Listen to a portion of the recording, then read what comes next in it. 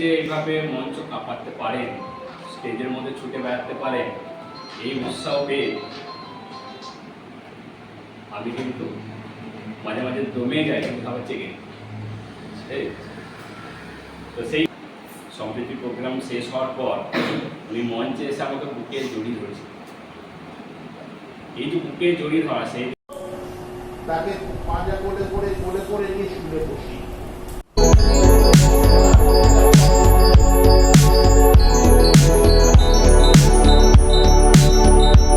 তোমার হচ্ছে সৌরশক্তি হচ্ছে আসল শক্তি, সূর্য হচ্ছে আসল শক্তি।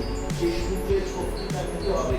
সূর্যটাকে তোমরা প্রাতঃকালে ভোরবেলা দেখবে যে একটা দিকে কুসুমের মতো ফলটল, সেই কুসুমটাকে তুমি কল্পনা করে কল্পনা করে বসিয়ে দাও। সেই যে আস্তে আস্তে তারপরে বডিটা কমিয়ে ফেলে উত্তম মধ্যম হাসি।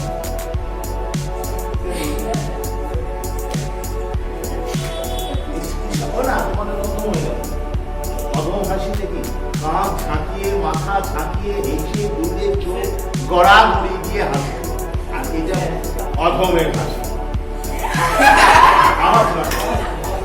এত ছেলের মধ্যে মোকাবিনয় করে শ্রেষ্ঠ হলাম, আমাকে বিরাট যে this is the histrionic talent, this is the histrionic talent.